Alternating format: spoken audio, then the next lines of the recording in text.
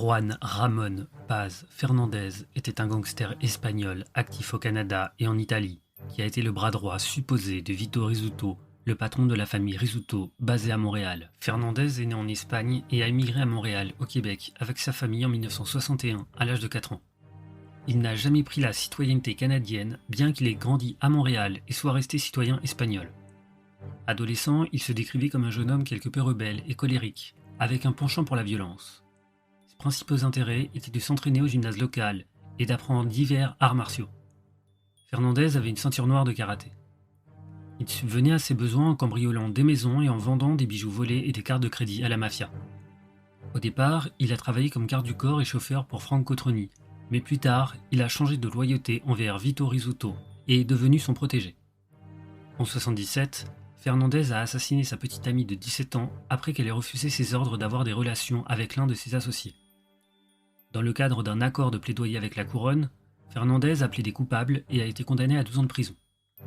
Pendant son séjour en prison, Fernández a travaillé comme un homme de main pour les membres emprisonnés de la famille Rizzuto. À sa sortie de prison sur parole, Fernández a reçu l'ordre d'être expulsé vers l'Espagne, mais il a ignoré l'ordre d'expulsion que les autorités canadiennes n'ont fait aucun effort pour faire respecter. Le jour, Fernández travaillait comme vendeur de voitures dans un garage à Saint-Léonard, et la nuit il agissait en tant qu'homme de main pour la famille Rizzuto. Maîtrisant plusieurs langues, dont l'espagnol, le français, l'italien et l'anglais, Fernández avait des connexions avec les Hells Angels, le gang du West End, les 7 clans de la Drangheta à Toronto, ainsi qu'avec de nombreux cartels. Considéré comme l'un des membres les plus redoutables de la famille Rizzuto, il était craint dans les milieux criminels de Montréal et de Toronto. En 1990, un franchisé de Pizza Hut tenta d'ouvrir un restaurant à Saint-Léonard, où Agostino Contrera, allié à la famille Rizzuto, possédait une franchise de Pizza Mike's et ne souhaitait pas faire face à cette concurrence. Des enregistrements policiers révélèrent que Fernández avait souvent contacté Contrera entre novembre 90 et avril 91 pour discuter de l'ouverture de Pizza Hut. Dans la nuit du 12 février 1991, Fernández prit la responsabilité de faire exploser le Pizza Hut en construction à Saint-Léonard pour Contrera.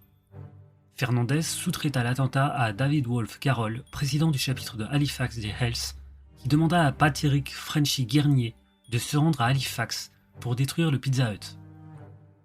Après l'explosion, le propriétaire de la franchise Pizza Hut annonça son intention de reprendre la construction. Fernández engagea à nouveau Guernier pour incendier le Pizza Hut, ce qui mènera finalement à l'abandon des plans pour la franchise à Saint-Léonard.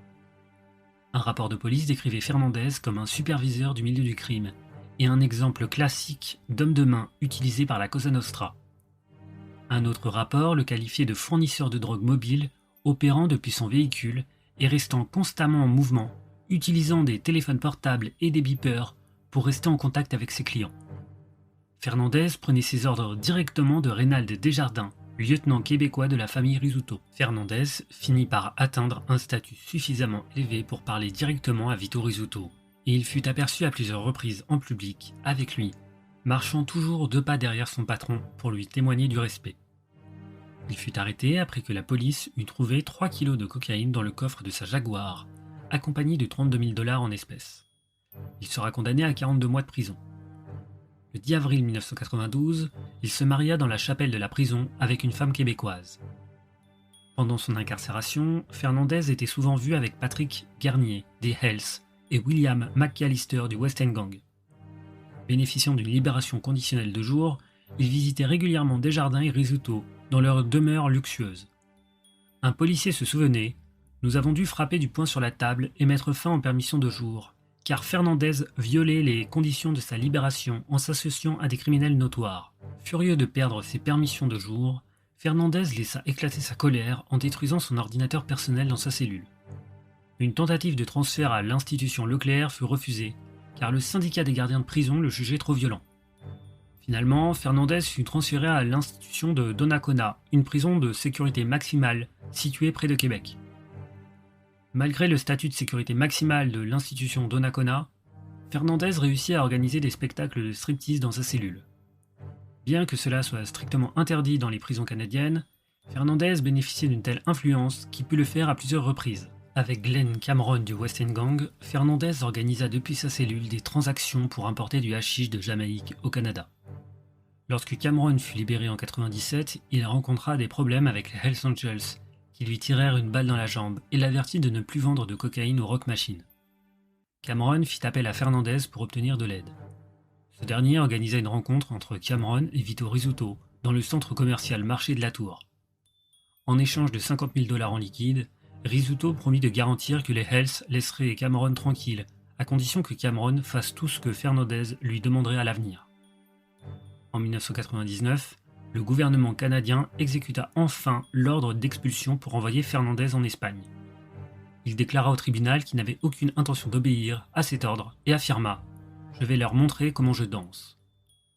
Fernandez déménagea aux États-Unis où il s'installa en Floride dans un appartement loué par Carmine Iacono, un avocat de renom dans la région de Toronto. Peu après, il s'installa à Toronto où il adopta les pseudonymes de Joey Bravo et Johnny Bravo. À Toronto, Fernandez reçut ses ordres de Gaetano, le vendeur de cercueils à prix réduit, Panepinto, l'agent de la famille Rizzuto à Toronto. Lorsque Panepinto fut assassiné en octobre 2000, Rizzuto promut Fernandez pour le remplacer en tant que nouvel agent à Toronto.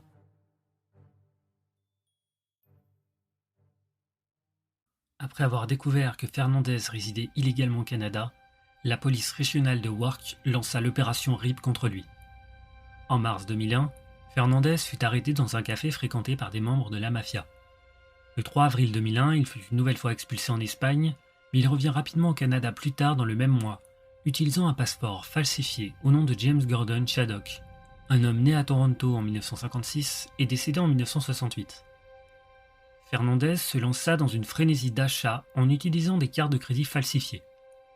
Il acheta pour 3,3 millions de $ de produits électroniques, dont 3 télévisions à grand écran pour son appartement, et dépensa 19 000 $ pour une bague de fiançailles en or blanc avec 5 diamants, ainsi que 3 187 $ pour un collier en or pour lui-même.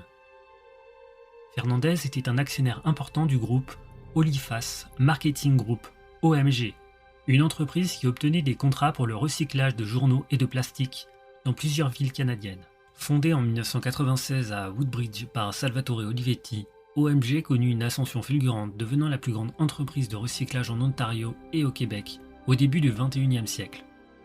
Fernandez était souvent vu en conversation avec 2 membres du conseil d'administration d'OMG. Giancarlo Serpe, ancien partenaire commercial du mafieux Ennio Mora, et Frank Campoli, cousin de l'épouse de Vito Rizzuto, impliqué dans l'affaire de fraude boursière Penway. Campoli fut enregistré par une écoute policière en train de dire à Fernandez qu'il pouvait utiliser un camion d'OMG pour transporter une cargaison de tuiles. Dans une conversation avec un associé de la mafia, Fernandez mentionna qu'il travaillait sur d'autres projets, notamment avec des Espagnols impliqués dans OMG, affirmant que cela pourrait lui rapporter beaucoup d'argent. Cédillo et Noël écrivèrent qu'OMG était flagrant dans son manque de propreté et l'une des pires entreprises de recyclage au Canada. Avec l'aide d'un avocat montréalais, José Guédé, associé dans le cabinet de Loris Cavalière qui défendait souvent les membres de la famille Rizzuto, Fernandez mit en place un réseau de contrebande de drogue avec Rodolfo Rojas, un associé du trafiquant de drogue colombien Abraham le Turc Nasser. La Gendarmerie royale du Canada recruta un immigré portugais travaillant comme chauffeur de camion qui transportait de la cocaïne de Montréal à Toronto pour devenir un informateur. En échange de sa coopération, la GRC abandonna les accusations de complot pour trafic de stupéfiants contre lui et lui promit de ne pas le renvoyer au Portugal. En décembre 2001, Fernandez assista à une réunion au club social Centre Caligo à Montréal avec Nasser, Rojas et Guédé et le chauffeur portugais pour discuter de la contrebande de cocaïne vers Toronto.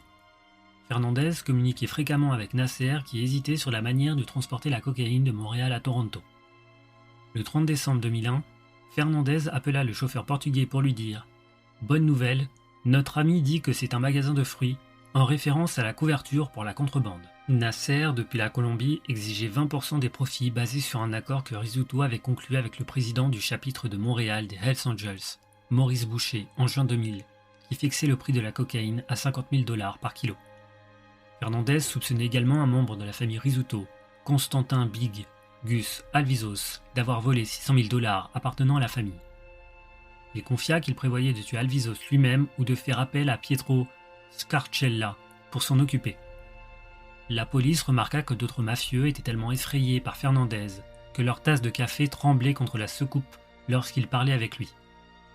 Le 20 mars 2002, Fernandez appela Rizzuto pour lui dire qu'il avait une affaire importante à discuter en personne et qu'il viendrait bientôt à Montréal. Fernandez, un homme vaniteux, aimait se vanter de son amitié avec Rizzuto, et au début des années 2000, il était considéré comme le bras droit de Rizzuto. Le 23 mars 2002, Fernandez rencontra le chauffeur informateur pour lui dire qu'Alevizos, qu'il décrivait comme ce grand salaud de propriétaire de salle de sport, refusait de rendre les 600 000 $ qu'il avait volés à la famille Rizzuto. Il fit alors des gestes avec ses mains, mimant une arme à feu, ce que l'informateur interpréta comme des ordres pour tuer Alevizos. En mai 2002, Fernandez remit à l'informateur une chaussette contenant le revolver et des balles en lui ordonnant de tuer Alevizos dès que possible. Ce contrat de meurtre força la police à arrêter Fernandez, bien qu'elle aurait préféré prolonger l'opération pour recueillir plus de preuves. Toutefois, permettre le meurtre aurait fait d'eux des complices. La police provinciale de l'Ontario arrêta Fernandez alors qu'il se trouvait dans sa voiture sur l'autoroute 417 près de Toronto. Un micro placé dans la voiture enregistra Fernandez, rassurant sa fiancée, hystérique et persuadé que les policiers étaient des tueurs déguisés.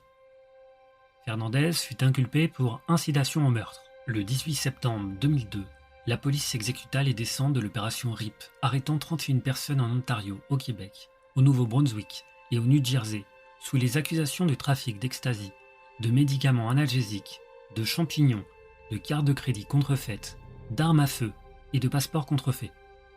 Fernandez fut inculpé de trafic de drogue, en plus des accusations de complicité dans un meurtre. L'acte d'accusation portait que Fernandez avait introduit 100 kg de cocaïne au Canada, dans le cadre d'un complot pour prendre le contrôle des marchés de drogue en Ontario, en alliance avec les Hells Angels. Fernandez fut refusé en liberté sous caution, et durant son séjour à la prison, il fut impliqué dans une liaison tumultueuse avec une gardienne de prison, ce qui entraîna son licenciement. Fernandez fut reconnu coupable de toutes les charges et condamné le 29 juin 2004 à 12 ans de prison. Lors de son audience de condamnation, Fernandez choisit de porter un costume gris coûteux et une chemise noire à col ouvert, cherchant à afficher sa richesse, même en cette occasion. Fernandez se moqua de sa peine de prison ainsi que du nouvel ordre d'expulsion, mais fut furieux d'apprendre que tous ses biens avaient été confisqués en tant que produit du crime. Il insista pour conserver tous les bijoux qu'il avait achetés avec des cartes de crédit contrefaites et fut très contrarié d'apprendre que la couronne avait saisi ses bijoux. Il tenait particulièrement à garder sa montre Rolex en or, un cadeau de Rizzuto, symbolisant son pouvoir dans le milieu criminel, ainsi que ses bracelets en or et une chaîne en or avec une croix. Après sa condamnation, Francesco Accardi visita la région de Toronto plus fréquemment pour rencontrer divers leaders Drangheta.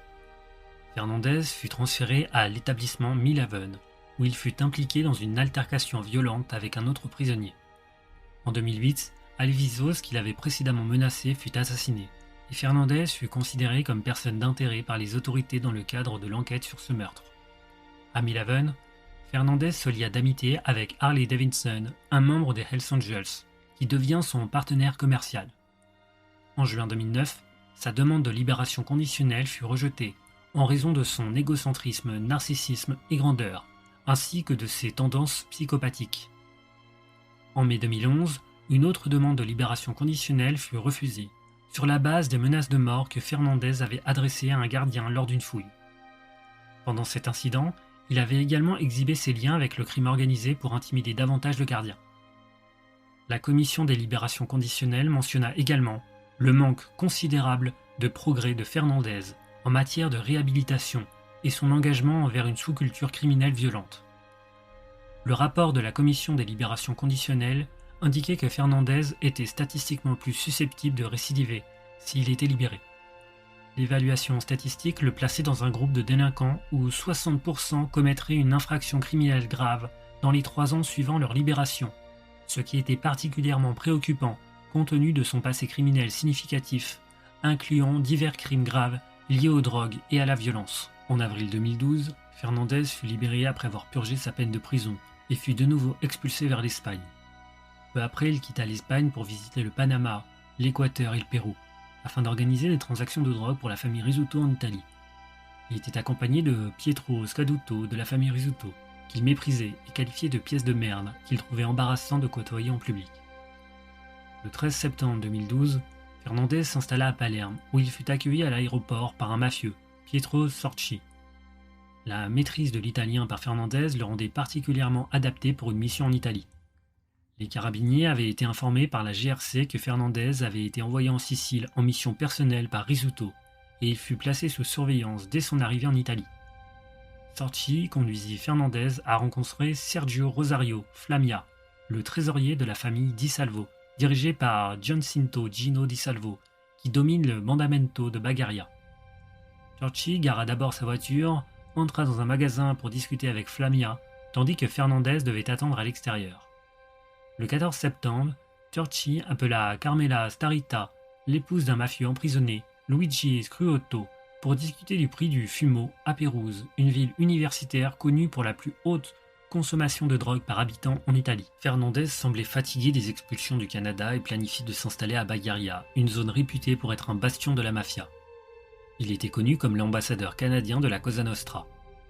Un procureur italien confia à Adrian Humphreys, correspondant en criminologie du National Post, que Fernandez prenait des responsabilités au sein de la famille Cosa Nostra de Bagaria en raison de ses liens étroits avec le boss, Sergio Flammia.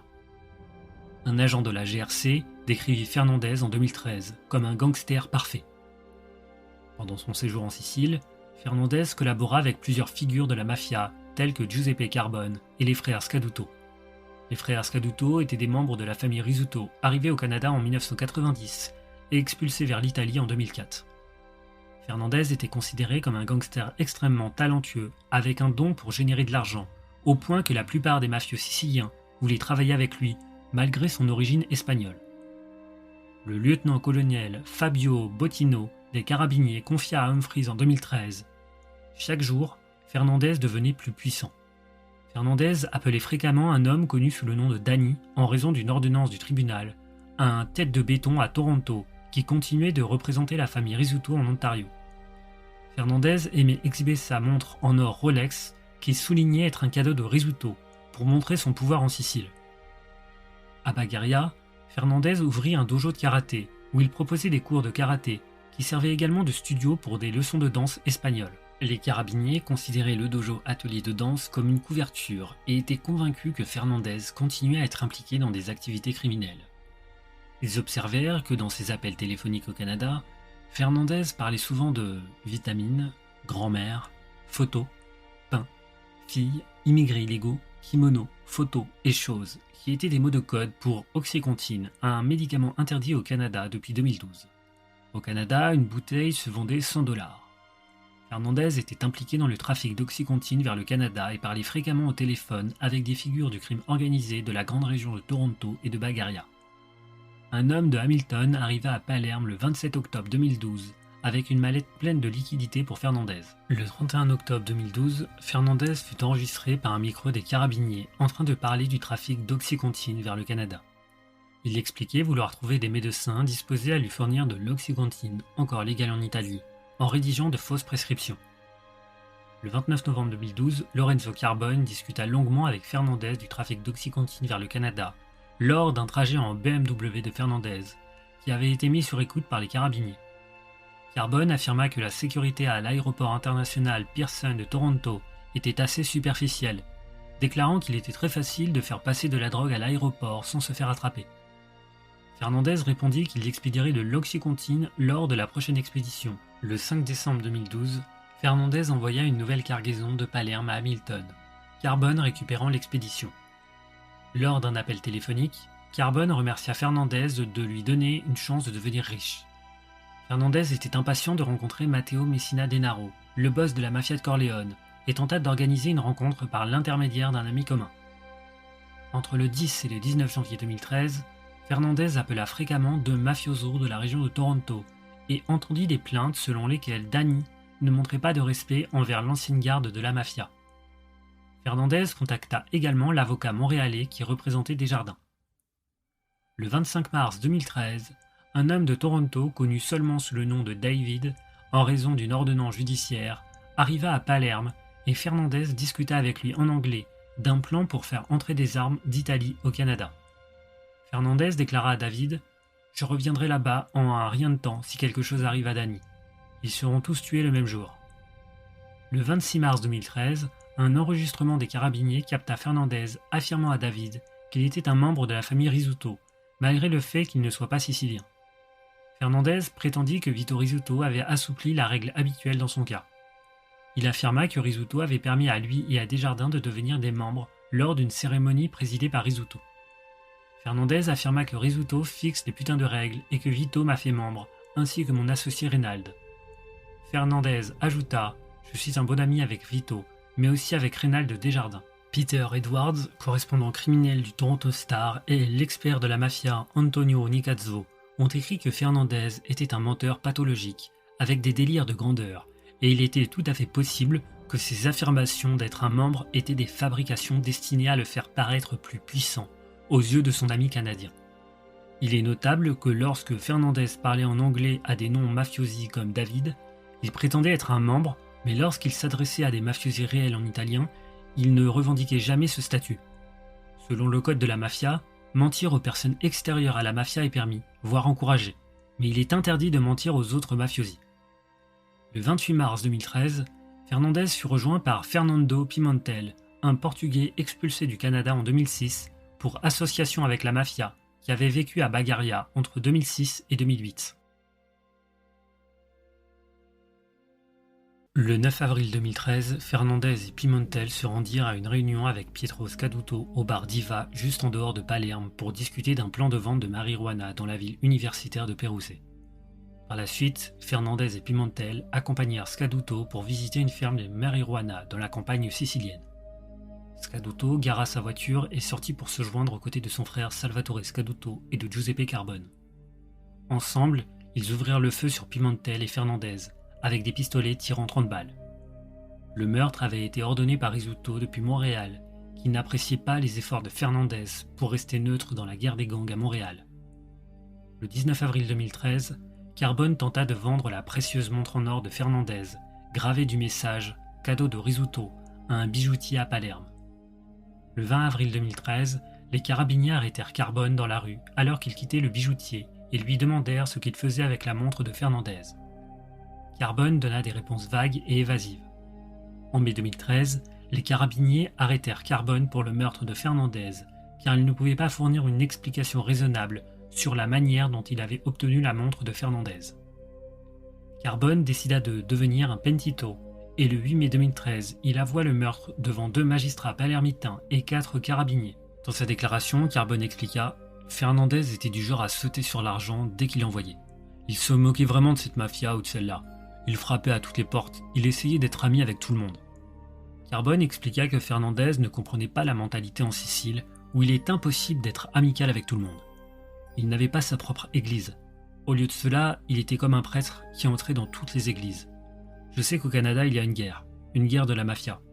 Vito Rizzuto est impliqué d'un côté, il essayait donc de garder un pied dans chaque camp.